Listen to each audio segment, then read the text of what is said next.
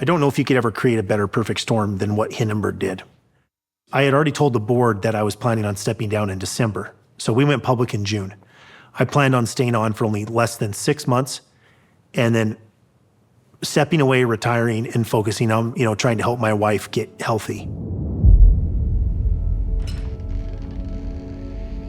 In 2018, we had bought a home, but we were doing a bit of renovation, so it wasn't ready when we moved down to Phoenix and we got an Airbnb. What I didn't realize about the Airbnb is that it had really high amounts of mold in it. So I recall opening the washer and just black mold all over. And after that, my health just started to deteriorate a little bit. So I went to a clinic to try to just cue in to see what was happening and get some blood work done. I was there for only 5 days, and on the 5th day, when they put the PRP in me, something was different. A doctor had put the wrong person's blood plasma that had all kinds of sicknesses in it and injected it into my wife thinking it was hers. It almost killed her instantly on the spot. When they injected it was a pretty substantial reaction.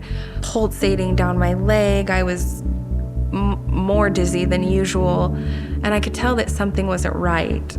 Trevor got me back home, and then I went down into 2 seizures, stopped breathing. Trevor called an ambulance, and they came to get me, rushed me back to the same emergency room where they did a ridiculous amount of testing and told me nothing was wrong. I was very, very sick.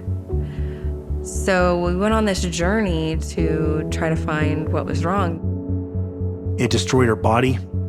It destroyed her health. It destroyed her ability to have children. It gave her diabetes instantly, autoimmune diseases instantly, and her body started attacking itself thinking someone else's blood was in there. Now it doesn't know what is what. In one day, she went from being a healthy young woman with the aspect of maybe having kids and a family, wanting kids and a family, to a type 1 diabetic. For at least the first 2 years, I just kept hoping and praying that she wouldn't die today. I couldn't drive, I couldn't cook, I couldn't walk up and down the stairs. It was a really hard time for Trevor and I, because he had the pressure of taking care of all these employees and their families, yet his wife was dying at home. We had no idea what was going on.